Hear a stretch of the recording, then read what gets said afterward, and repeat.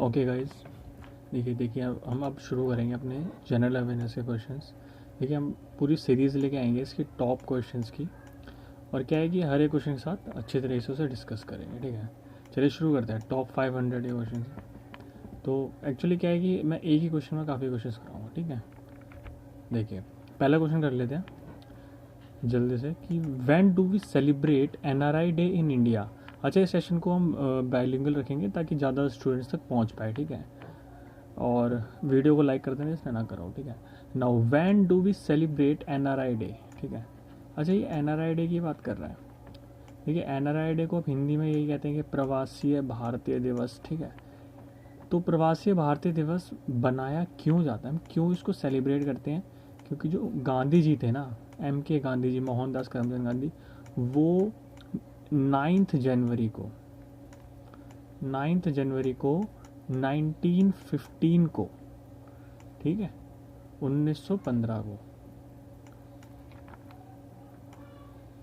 1915 को आए थे इंडिया आए थे साउथ अफ्रीका से वापस, ठीक है, अपनी लॉ की पढ़ाई करके। और वहाँ पे फिर उन्होंने साउथ अफ्रीका में भी काफ़ी वो किया था, क्या कहते हैं, सत्याग्रह वगैरह स्टार्ट की थी अपने, ठीक है। तो साउथ अफ्रीका से जब वो इंडिया आए थे, वो आए थे 9th जनवरी को, तो इसलिए हम बनाते हैं NRI डे, प्रवासी भारतीय दिवस। तो ये इसका आंसर हो जाएगा, ठीक है। फर्स्ट वन इसका आंसर हो जाएगा 9th जनवरी, ठीक है। अच्छा, अगले जैसे गांधी जी के बारे में अगर बात ही करिए तो हम इनके 4 जो न्यूज़पेपर हैं वो ज़रूर याद रखिएगा कि नवजीवन है, ठीक है, हरिजन है, ठीक है, और यंग इंडिया है, ठीक है। अच्छा, एक जो न्यूज़पेपर जो उन्होंने साउथ अफ्रीका में लिखा था, जो साउथ अफ्रीका में इन्होंने शुरू किया था, वो था इनका इंडियन ओपिनियन, ठीक है। ये थोड़ा इम्पोर्टेंट भी है, साउथ अफ्रीका में किया था, ठीक है, ये याद रखिएगा। अच्छा, महात्मा का टाइटल रविंद्रनाथ टैगोर जी ने दिया था, ठीक है जी। और महात्मा गांधी की सारी मूवमेंट्स वगैरह, ये तो फिर बहुत सारा हो जाएगा, ठीक है।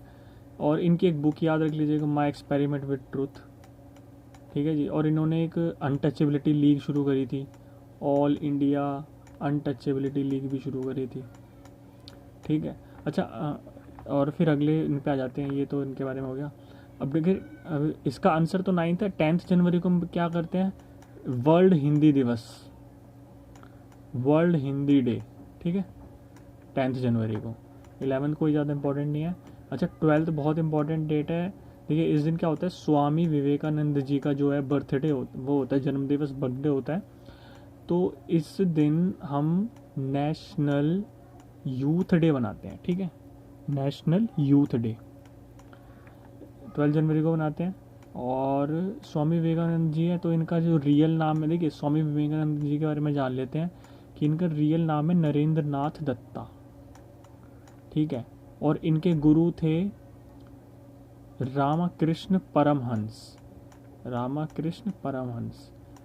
और देखिए स्वामी विवेकानंद जी ने ना एक मिशन चलाया था, वो मिशन था आपका रामकृष्ण मिशन, ठीक है, ये इंपॉर्टेंट आ जाता है। और ये रामकृष्ण मिशन चलाया कब था? 1898 में, ठीक है, ये इंपॉर्टेंट है। और ये जो रामकृष्ण परमहंस हैं, ये आपके एक टेम्पल था, दक्षिणेश्वर टेम्पल, दक्षिणेश्वर टेम्पल, वहाँ पे रामकृष्ण परमहंस वहीं पे थे, ठीक है, ये उनसे रिलेट करता है। और विवेकानंद जी से ये सब मैंने बता दिया। देखिए जो मैं आपको बता रहा हूँ ना, सारे एक एक पॉइंट कर लेना। अब मैं आपको एक क्वेश्चन में 10-20 क्वेश्चन करवा दूंगा, ठीक है, इतने क्वेश्चन करवा दूंगा, इतने क्वेश्चन करवा दूंगा, आप सारे पॉइंट लिख लीजिएगा। और सारे क्वेश्चन वही हैं जो पेपर्स में रिपीट होते हैं, और पेपर्स में जो क्वेश्चन आए हुए हैं उनसे रिलेटेड है, उनसे रिलेटेड है, जो आज आने की चांसेस बहुत ज़्यादा हैं, ठीक है। तो इसलिए मैं कह रहा हूँ कि ये क्वेश्चन आप ऐसे करके इनको पॉइंट पॉइंट बना के लिख लीजिएगा, तो बहुत इंपॉर्टेंट रहेंगे आपके लिए, GA के लिए, ठीक है, GS के लिए। अच्छा, अगला क्वेश्चन कर लेते हैं। अगला है कि देखिए ये वाला अच्छा क्वेश्चन है कि खोंगजोम डे, जो ये खोंगजोम डे है, ये सेलिब्रेट होता है कौन से नॉर्थ ईस्टर्न स्टेट में होता है? देखिए इसका सीधा सीधा आंसर तो मणिपुर है, ठीक है, स्टैटिक टाइप क्वेश्चन है। अच्छा, ये मणिपुर में जो मनाते हैं खोंगजोम डे, ये क्यों मनाते हैं? क्वेश्चन है ये क्यों मनाते हैं। देखिए खोंगजोम डे जो हम बनाते हैं, ये देखिए वो होता है वहाँ के क्या कहते हैं वॉर, मणिपुर का वॉर हुआ था, ठीक है। मणिपुर का जो वॉर हुआ था एंग्लो मणिपुरी वॉर, ठीक है, एंग्लो मणिपुरी वॉर हुआ था। तो उस वॉर के जो मेमोरियल बनाए गए हैं वहाँ पे, वॉर मेमोरियल कॉम्प्लेक्स, और उसी दिन को कोमेमोरेट करने के लिए वहाँ पर उनकी हॉलीडे होती है, एक स्टेट की हॉलीडे होती है, ठीक है। और ये मणिपुर में फिर उस दिन ही खोंगजोम डे बनाया जाता है। ये खोंगजोम डे शायद उनकी जो लैंग्वेज है उसी का होगा, मेरे हिसाब से तो वही होगा, ठीक है ना, मतलब उनकी लैंग्वेज का वो होगा, ठीक है। और जो एंग्लो, ये एक्चुअली 16 नवंबर को होता है शायद से, ठीक है। ये आप देख लीजिएगा डेट एक बार। और ये 1861, मतलब जो वॉर हुआ था ना वो एंग्लो, वो 1891 में हुआ था, ठीक है। 1891 में जो वॉर हुआ था, ये मतलब उससे सारे रिगार्डेड क्वेश्चन हैं, ठीक है। खोंगजोम डे का एक क्वेश्चन आया था पेपर में, तो उससे रिलेटेड थोड़ा सा हमने पढ़ लिया है। दूसरा ये आता है कि मणिपुर से रिलेटेड क्या आता है। देखिए मणिपुर से आप रिलेट कर सकते हैं कि मणिपुर में आपकी लोकतक लेक है, लोकतक लेक है, ठीक है। तो ये बहुत इम्पोर्टेंट रहेगा। मणिपुर में आपकी लोकतक लेक है, और मणिपुर में Keibul Lamjao floating national park है, ये बहुत इंपॉर्टेंट है। Keibul Lamjao floating national park कहाँ है आपका, मणिपुर में है, ठीक है जी। ये आपके मणिपुर के सारे पॉइंट्स हो गए। अच्छा खोंगजोम डे, इसका आंसर तो आपका ये हो गया, ए हो गया मणिपुर, ठीक है। नाउ असम के बारे में थोड़ा, अच्छा मणिपुर थोड़ा सा ये देख लेते हैं। मणिपुर की जो कैपिटल है वो भी याद रखिएगा, इम्फाल होती है, ठीक है। अच्छा असम पे आ जाते हैं। असम की कैपिटल दिसपुर होती है, याद रख लीजिएगा, ठीक है। और असम के बारे में हम पढ़ लेते हैं कि हाँ, असम में मजूली आइलैंड है जो biggest largest river in island है मजूली, और ब्रह्मपुत्र रिवर पे है, ठीक है। और जो ये मजूली आइलैंड है, लार्जेस्ट रिवर इन आइलैंड है, असम में है, ठीक है। और असम में आपका टी बोर्ड भी होता है, टी बोर्ड होता है असम में, ठीक है। टी समझ रहे हैं, चाय, चाय का बोर्ड, बोर्ड मतलब वहाँ की मतलब सोसाइटी, एसोसिएशन, नेशनल बोर्ड है, ठीक है। क्योंकि असम में जो टी की प्रोडक्शन है वो बहुत ज़्यादा है, ठीक है जी। असम की कैपिटल बता दिया आपको, दिसपुर, ठीक है। और असम से रिलेटेड और हाँ, बिहू डांस है यहाँ पे, बहुत ही ज़्यादा important, Bihu dance form Assam की। अच्छा मेघालय पे आ जाते हैं। मेघालय को आप अबोर्ड ऑफ क्लाउड्स भी कहते हैं, ठीक है, अबोर्ड ऑफ क्लाउड्स भी कहते हैं मेघालय को। और मेघालय में आपकी 3 ना हिल्स हैं, गैरो, खासी, जैंतिया, ठीक है। ये बहुत इंपॉर्टेंट पॉइंट है, गैरो, खासी, जैंतिया। अच्छा मिज़ोरम पे आ जाते हैं। अच्छा एक ये चीज़ रह गई थी, मेघालय की जो कैपिटल है वो आपकी शिलोंग है, ठीक है। और मिज़ोरम की है आइजवाल, ये बहुत इंपॉर्टेंट कैपिटल भी है एक्चुअली आपकी। मिज़ोरम की जो कैपिटल है वो AIZAWL होती होगी, हाँ हाँ ठीक है, यही होती है, ठीक है। थोड़ा सा यही होती है, ठीक है। देखिए एक एक पॉइंट बता रहा हूँ, उसको सुनो, ठीक है, उसको सुनो और फिर उसके पॉइंट्स बनाओ, ठीक है। ये पॉइंट्स आप जितने आप ज़्यादा इसके बुलेट पॉइंट्स बना लोगे ना, एक एक चीज़ के, एक एक क्वेश्चन के, आप और उसके जैसे आप एक काम ऐसा करिए ना, आप जैसे एक सेट बनाइए, सेट 1 शुरू करिए, ठीक है। सेट 1 शुरू करके जितने आपको मेरे एक स्लाइड में क्वेश्चंस मिलते हैं उनका पूरी लिस्ट बना लो, ठीक है, हर दिन के लिए। जैसे आप वो लिस्ट बनाओगे ना, फिर उसी लिस्ट को पूरे को रिवाइज़ करो, ऐसे उसको 2-3 बार रिवाइज़ कर लोगे, ये हो जाएगा। दोबारा वीडियो देख लो, तो उससे क्या होगा ना, आपके क्वेश्चंस ऐसे दिमाग में बैठ जाएंगे, ठीक है। अच्छा मिज़ोरम का मैंने बता दिया आपको कि ऐज़वाल जो है मिज़ोरम की वो है कैपिटल, ठीक है। और मिज़ोरम की और नागालैंड की इनकी ऑफिशियल लैंग्वेज इंग्लिश है, ये बहुत इंपॉर्टेंट आ जाता है, ठीक है। मीज़ो भी है इसकी ऑफिशियल लैंग्वेज, और इंग्लिश भी है मिज़ोरम की, तो ठीक है। और मिज़ोरम और त्रिपुरा से ही आपके ट्रॉपिक ऑफ कैंसर जाता है, ठीक है जी। और यहाँ पे एक कल्टीवेशन बहुत इंपॉर्टेंट है मिज़ोरम में, जिसे कहते हैं स्लैश एंड बर्न, ठीक है, स्लैश एंड बर्न कल्टीवेशन, झूम कल्टीवेशन इसको ही कहते हैं, ठीक है जी, बहुत इंपॉर्टेंट है, तो ये भी कर लीजिएगा, ये मिज़ोरम। अगले पे आते हैं। देखिए नेक्स्ट है, on which inscription was the first evidence of Sati was found. देखिए किस पे लिखा हुआ था, कौन सा एविडेंस जो सती का एविडेंस था। सती प्रथा तो आप जानते होंगे। देखिए सती प्रथा को एबॉलिश करने वाले आपके राजा राम मोहन रॉय थे, ठीक है, और विलियम बेंटिक, जो लॉर्ड बेंटिक भी कहते हैं उसको, जो हमारा वाइस रॉय था। इन दोनों ने 1929 में एक तरीके से ख़त्म करवा दी थी सती प्रथा को इंडिया में से, ठीक है, एबॉलिश करवाया था सती प्रथा को। सती प्रथा में होता क्या था, इमोलेशन, सेक्रीफाइस कर दिया जाता था विडो का सेक्रीफाइस कर दिया जाता था इस सती प्रथा में, ठीक है। और जो सबसे पहली बार हमें मतलब पता चला है कि इंडिया में सबसे पुराना एविडेंस कि वहाँ लिखा हुआ है, पता है कि यहाँ से होता है, वो ईरान इंस्क्रिप्शन में था। ईरान इंस्क्रिप्शन आपकी मध्य प्रदेश में है, ठीक है, ये पॉइंट इंपॉर्टेंट है। मध्य प्रदेश में ईरान इंस्क्रिप्शन, वहाँ पे आपको सती प्रथा वगैरह मिल जाता है। और राजा राम मोहन रॉय के बारे में आप इम्पोर्टेंट ये देख लीजिए कि ब्रह्म समाज है और आत्मीय सभा है, ये राजा राम मोहन के बारे में है, राजा राम मोहन रॉय जी के बारे में। इनको India father of Indian renaissance भी कहा जाता है और मॉडर्न मैन ऑफ इंडिया भी कहा जाता है। मॉडर्न मैन ऑफ इंडिया इनको जवाहरलाल नेहरू की बुक में, डिस्कवरी ऑफ इंडिया जो बुक है जवाहरलाल नेहरू की, उसमें कहा था मॉडर्न मैन ऑफ इंडिया किसको, राजा राम मोहन रॉय को। अब आ जाते हैं एहियोल इंस्क्रिप्शन। देखिए इसका आंसर तो ए है, ठीक है, ए आंसर है, ठीक है।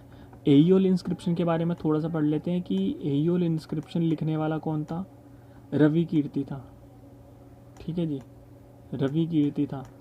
क्या लिखा था इसने, देखिए क्या हुआ था कि हर्षवर्धन साउथ में आ रहा था, तो उसको हराने, उसको साउथ में जो था हमारा पुलकेशिन टू जो चालुक्य डायनेस्टी का राजा था, उसने हराया था, ठीक है। किसने हराया था, पुलकेशिन टू ने। तो वो जो हराने वाली जो सारी चीज़ें हैं ना ये लिखी हैं, ये आपकी रवि कीर्ति एक पोएट था, उसने लिखी है। पोएट मान लो या हिस्टोरियन मान लो, उस टाइम का इंडिया का ही था, उसने लिखी थी। रवि कीर्ति ने अहियोल इंस्क्रिप्शन में ये बात लिखी थी कि हर्षवर्धना को पुलकेशिन टू ने हराया और कैसे जो भी है, ठीक है। ये बहुत इंपॉर्टेंट बन जाती है आपकी।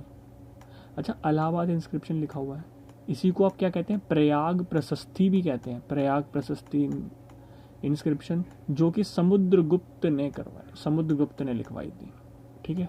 किसने लिखवाई थी, समुद्रगुप्त। और इस पे समुद्रगुप्त के बारे में भी लिखा हुआ है और अशोका के बारे में भी लिखा हुआ है, ठीक है। अच्छा, मंदसौर इंस्क्रिप्शन भी एक आ रही है, ये भी अच्छी है, इम्पॉर्टेंट है। क्यों है इम्पॉर्टेंट, देखिए मंदसौर में क्या था कि आपका जो कुमारगुप्त था, मंदसौर वाली जो है जो कुमारगुप्त उसने लिखवाई थी। कुमारगुप्त तो मतलब किंग टाइप हो गया। और जो आपका मतलब जिसने लिखी थी, जो एक्चुअली पोएट था जिसने लिखी थी ये, उसका नाम था वत्त भट्टा, ठीक है, वत्स VATTAS, वत्स भट्टा, ठीक है, वत्स भट्ट बोल लो, वत्स भट्ट, ठीक है, या भट्टा या जो भी है, वो तो आप लगा ही लोगे, ठीक है। इसमें बात यह है कि वत्स भट्टा ने लिखी थी, गुप्ता डायनेस्टी का जो था वही उसने लिखवाई थी। अच्छा, ये कुमारगुप्त पता है कौन है, ये वही है जिसने आपकी विक्रमशिला नहीं, नालंदा यूनिवर्सिटी बनवाई थी, नालंदा यूनिवर्सिटी बनवाई थी ये कुमारगुप्त ने। और इसको तोड़ा था बख्तियार खिलजी ने। नालंदा यूनिवर्सिटी की ऐसी तैसी किसने करी थी, बहुत बुरा नाश मार दिया था जी। बहुत सारी किताब से वगैरह, बहुत सारी बुक्स थी, इतनी सारी किताबें थी, सबको जला वला दिया था। और मतलब इतना सारा हमारा जो है ना वहाँ का वो यहीं चला गया था। और बख्तियार खिलजी जो है वो मोहम्मद घोरी का कमांडर था। किसका, मोहम्मद घोरी का, ठीक है जी, ठीक है।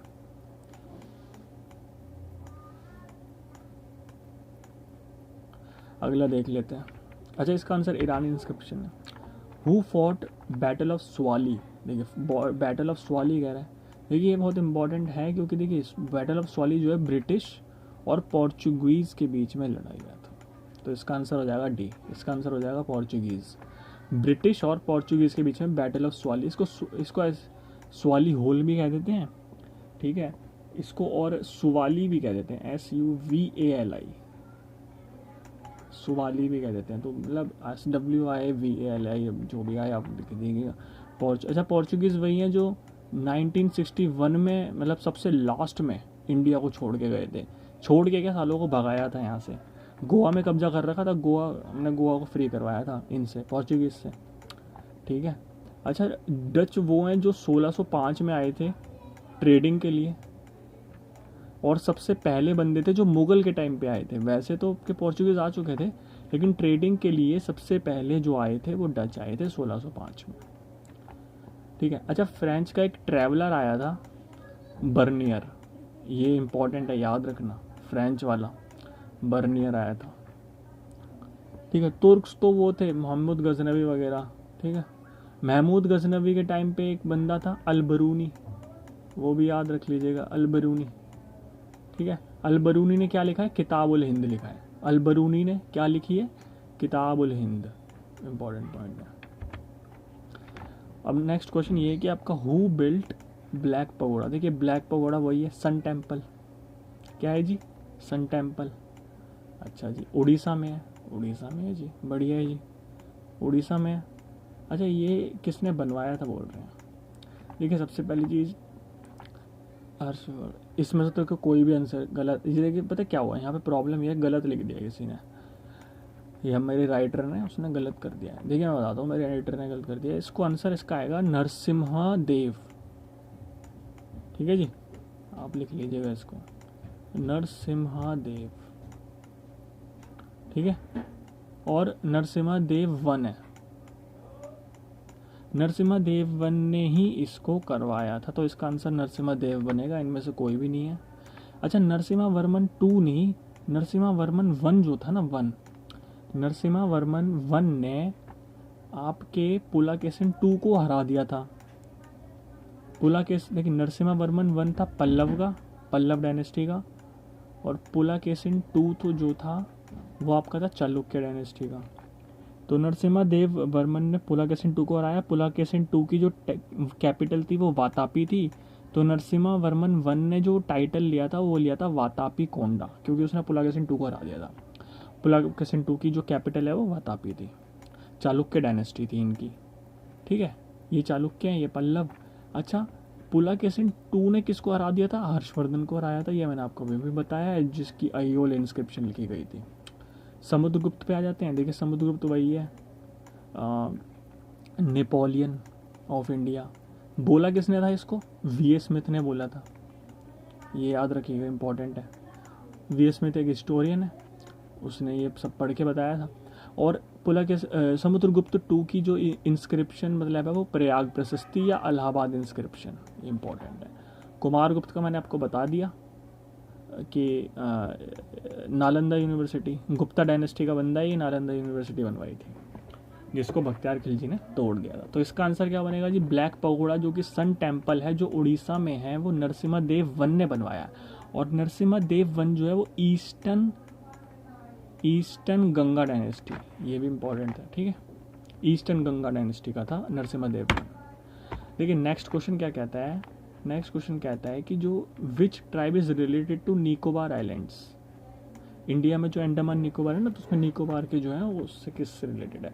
अच्छा, पहली इसमें इंपॉर्टेंट चीज़ देख लीजिए कि जो 10 डिग्री चैनल है वो आपका अंडमान और निकोबार को अलग कर देता है, और डंकन पैसेज वो आपका लिटिल अंडमान और साउथ अंडमान, लिटिल अंडमान और साउथ अंडमान को डंकन पैसेज दूर करता है, मतलब सेपरेट करता है, इंपॉर्टेंट है, याद रखिएगा। 9 डिग्री चैनल, 8 डिग्री चैनल पूछेगा तो लक्षद्वीप्स एंड मिनिकॉय को 8 डिग्री चैनल पूछ लेते हैं, इंपॉर्टेंट है। अच्छा, इसमें क्या है कि देखिए क्या होता है कि देखिए अंडमान है ना, अंडमान और निकोबार, ठीक है, दो हैं। अंडमान में आपकी जो है वो 4 होती हैं, ठीक है, और उनको कहते हैं नीग्रॉइड्स। क्या कहते हैं जी, नीग्रॉइड्स। अच्छा, मैं यहाँ पे ना मैं इसका बता दूँ आपको पूरा कि उनको नीग्रॉइड्स कहते हैं, ठीक है। अंडमान में 4 होती हैं, और जो निकोबार में होती हैं आपकी, अच्छा अंडमान की जो 4 नीग्रॉइड होती है, पहले उनके नाम देख लेते हैं। नीग्रॉइड या नीग्रीटो, नेग्रीटो कहते हैं शायद, नेग्रीटो कहते हैं, ठीक है, नेग्रीटो होगा, नेग्रीटो होना, नेग्रीटो ही है। तो नेग्रीटो की जो 4 हैं वो आपकी बनती हैं ग्रेट अंडमानीज। देखिए अंडमान से अंडमानीज हो गया, ONGE ओंगे, और जरावा और सेंटिनलीज ये आपकी अंडमान की हो गई। ठीक है, अब आ जाओ इसमें निकोबार की आपकी होती है मोंगलॉइड्स, और मोंगलॉइड्स में दो ही हैं, शोम्पेन और निकोबारीज। ठीक है, शोम्पेन और निकोबारीज। ठीक है, अच्छा जो सबसे ज़्यादा स्ट्रेंथ में है, जो सबसे ज़्यादा बची हुई हैं वो जरावा हैं, जरावा ट्राइब्स। जरावा ट्राइब्स जो हैं वो सबसे ज़्यादा हैं। ठीक है, जरावा कहाँ पे है, अंडमान आइलैंड में है। ठीक है, और ये सबसे ज़्यादा हैं पॉपुलेशन में, लेकिन इनकी पॉपुलेशन है कितनी, 250 से लेके 400 के बीच में करीबन है बस। मतलब 250 से 400 लोग ही बचे हुए हैं, इससे ज़्यादा नहीं बचे। ऐसी हालत हो रखी है, बताओ। तो इतने ज़्यादा हाईएस्ट है पॉपुलेशन, मतलब इन सब ट्राइब्स में, ये जो 6 की 6 ट्राइब्स हैं अंडमान निकोबार की। ठीक है, तो जरावा।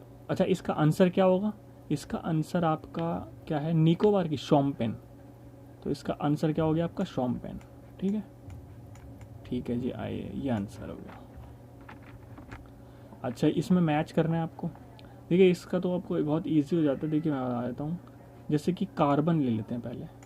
तो कार्बन का जो आंसर बैठेगा वो बैठेगा कार्बन डेटिंग।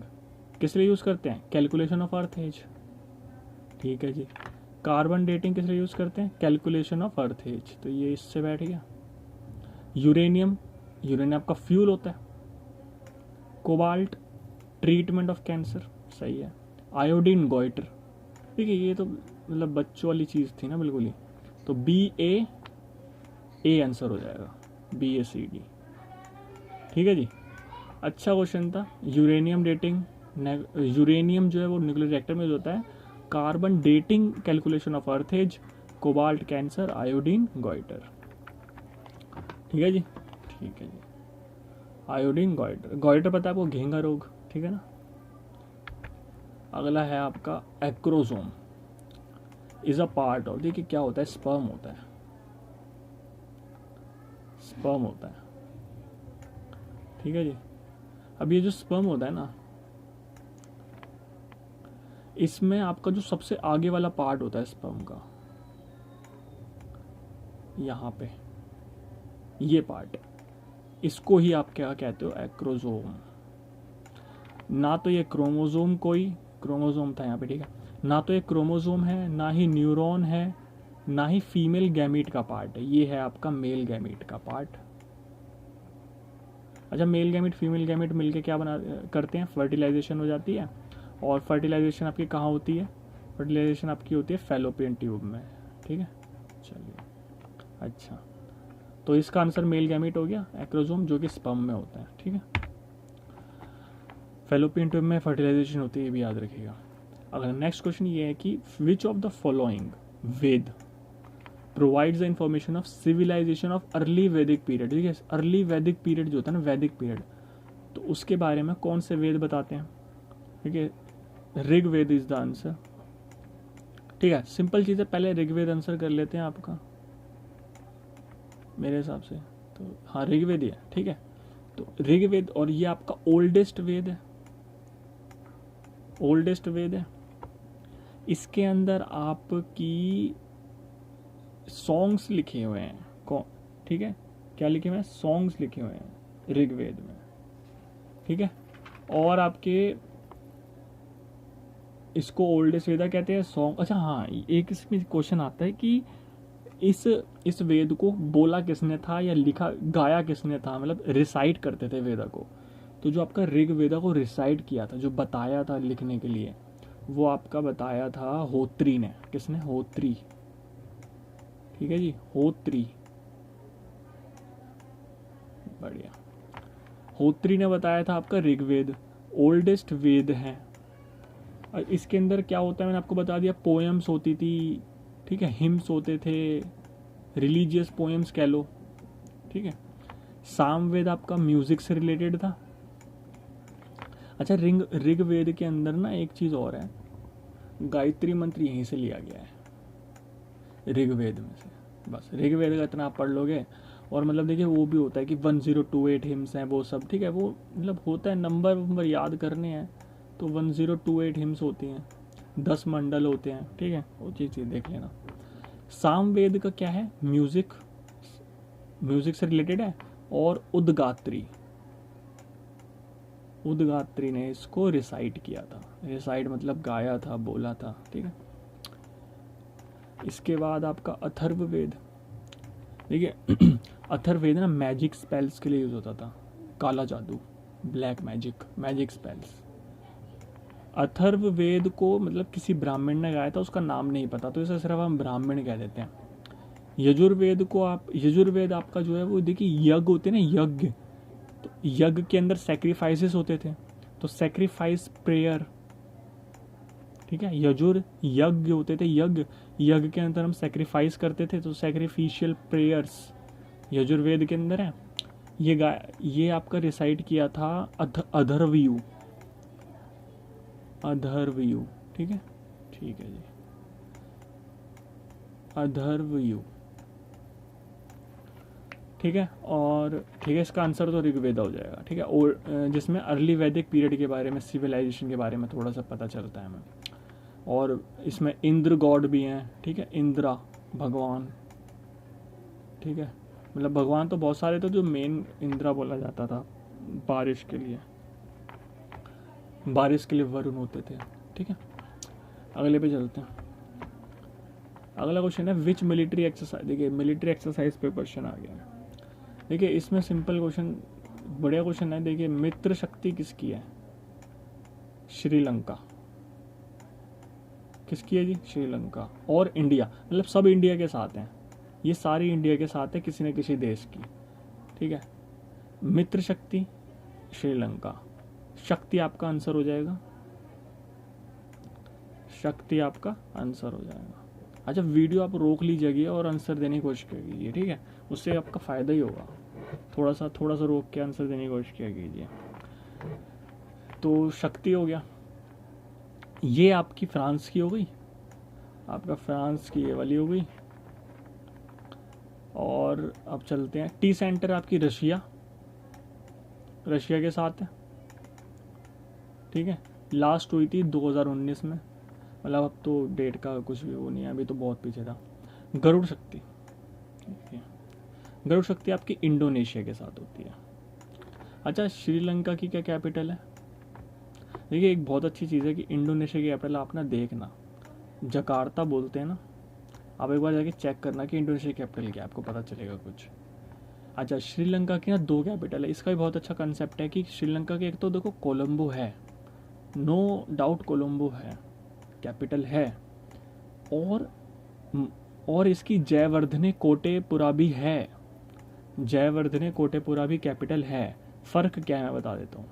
देखिए कोलंबो जो कैपिटल है ना, वो इसकी एग्जीक्यूटिव कैपिटल बोला जाएगा, जयवर्धने कोटे को बोला जाएगा लेजिस्लेटिव कैपिटल।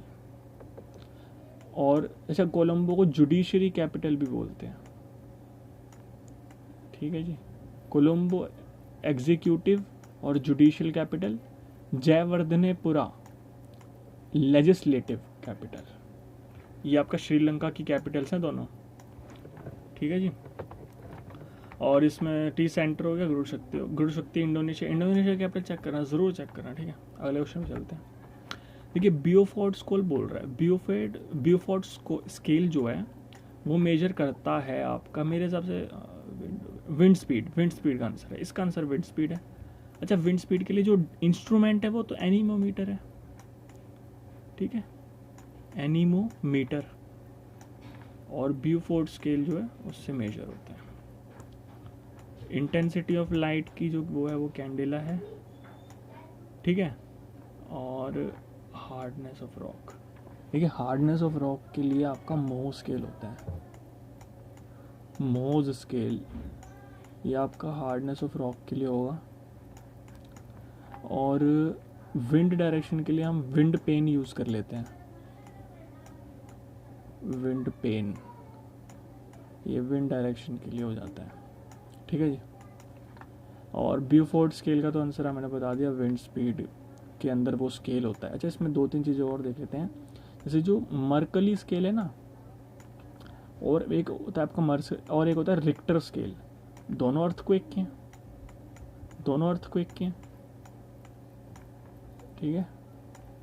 मर्कली स्केल जो बताता है आपकी इंटेंसिटी, रिक्टर स्केल बताता है मैग्नीट्यूड, ये इंपॉर्टेंट है इसमें। और मैंने आपको मोज स्केल बता दिया, ब्यूफोर्ड स्केल बता दिया, ठीक है।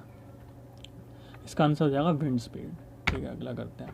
ठीक है, नेक्स्ट क्वेश्चन है कि which year is known as the start of great depression. देखिए ग्रेट डिप्रेशन पूरे वर्ल्ड में आया था, इकोनॉमिक डिप्रेशन था, और ये आपका जो आया था, अच्छा इसका आंसर आप कर लीजिएगा, ठीक है, कर लीजिएगा, ठीक है। इसका आंसर जो होगा, अब मैं बता देता हूँ, इसका आंसर होगा 1929, ठीक है। 1929 इज़ द ईजीएस्ट आंसर।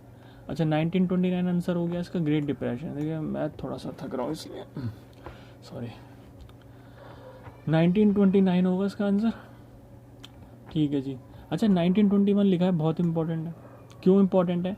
इसको कहते हैं ईयर ऑफ ग्रेट डिवाइड। क्या कहते हैं? Year of great divide.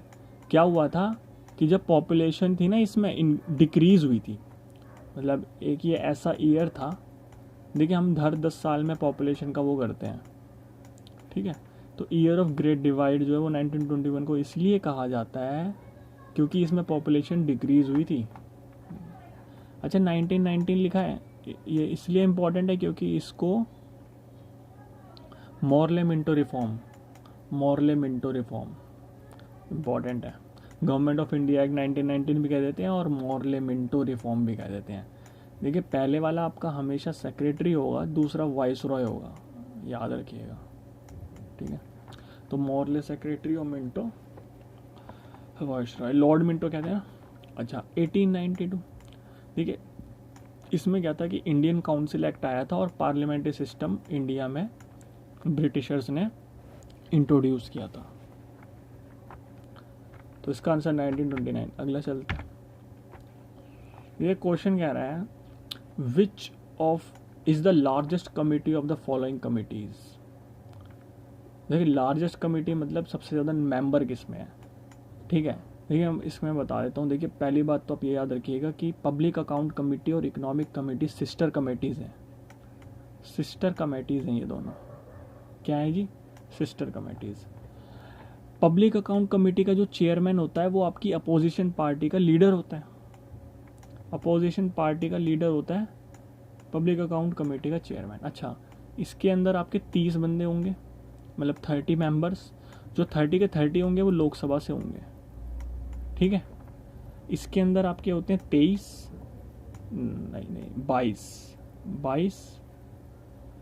ठीक है, 22, और पब्लिक अंडरटेकिंग कमेटी का भी 22, ठीक है जी। तो इसका जो आंसर हो जाएगा आपका इकोनॉमिक कमेटी हो जाएगा। आंसर क्या हो गया? Economic committee. जो 30 के 30 है वो लोकसभा से होते हैं। अच्छा इसके जो 22 होते हैं ना, इनके 22, उसमें 15 तो आपके लोकसभा से होंगे और 7 राज्यसभा से, ठीक है। ये याद रखना, इम्पॉर्टेंट पॉइंट है। तीनों कमेटीज़ हैं ये, इम्पॉर्टेंट कमेटीज़ हैं। अच्छा कैग, देखिए ये कैग को मतलब क्या करती है, कैग जो रिजल्ट देता है ना पब्लिक अकाउंट कमेटी उसको पब्लिश करती है। तो कैग का एक आर्टिकल याद कर लीजिए, कैग के जो आर्टिकल है वो 148 है से 151 है, ठीक है। अगले पे चलते हैं। Which of the following links Baltic Sea and North Sea. अच्छा जी, देखिए इसमें ये भी अच्छे क्वेश्चन है, देखिए हर एक क्वेश्चन का पॉइंट बनाना बहुत इंपॉर्टेंट है, ठीक है। बाल्टिक सी और नॉर्थ सी का जो आंसर आपका कील कनाल होगा मेरे एक सेकंड, नहीं, जिब्राल्टर तो अच्छा ठीक है कील कनाल है, बड़ा याद आ गया, ठीक है। अच्छा बाल्टिक सी नॉर्थ सी जो है वो कील कनाल को उसको लिंक करती हैं, ठीक है जी। पनामा कनाल कैसे करती है? पैसिफिक और अटलांटिक ओशियन, बढ़िया है जी। पैसिफिक आपका बिगेस्ट ओशियन है, सबसे बड़ा ओशियन है जी, और इसके अंदर रिंग ऑफ फायर होती है, ऐसे बिल्कुल इसको रट लो, ये बहुत बढ़िया क्वेश्चन है, आ जाता है, बार बार देखा है मैंने इसको। रिंग ऑफ फायर किस में है? पैसिफिक ओशन में। अच्छा ठीक है। अच्छा पैसिफिक ओशन सबसे बड़ा है, ठीक है। अटलांटिक ओशन और पैसिफिक ओशन को जो लिंक करता है वो पनामा कनाल, बढ़िया है। ये किसके बीच में है वैसे? ये साउथ अमेरिका नॉर्थ अमेरिका के बीच में है पनामा, ठीक है जी। स्ट्रेट ऑफ जिब्राल्टर आपका अटलांटिक ओशन और मेडिटेरेनियन सी, सुएज कनाल, मेडिटेरेनियन सी और रेड सी। सही है ना, लाइन में लगे हुए हैं आप बिल्कुल बढ़िया तरीके से। बस एक कील कनाल है, वो आपका आंसर है, बाल्टिक और नॉर्थ सी। ठीक है जी। सुएज कनाल पता है किधर की साइड है? इसराइल की साइड पड़ता है। और स्ट्रेट ऑफ जिब्राल्टर आपका स्पेन में पड़ता है। कहाँ पड़ता है जी? स्पेन में। यूरोप में स्पेन जो है बिल्कुल कोने में है, चुपक के अफ्रीका से, स्ट्रेट ऑफ जिब्राल्टर। ठीक है, अच्छा ठीक है, बहुत इंपॉर्टेंट पॉइंट्स हैं। आप इनको सबको नोट्स बनाइए, रिवाइज कीजिए इनको बार बार, मेरी और वीडियोस को देखिए। बार बार मैं क्या करता हूँ, इन पॉइंट्स को रिवाइज करवाता हूँ, जिससे कि आपको क्या होता है कि दिमाग में बैठ जाती चीज़ें, और दिमाग में बैठ गई उसके बाद टेंशन ही क्या है, अपना ही है फिर तो पेपर, टेंशन ही क्या है।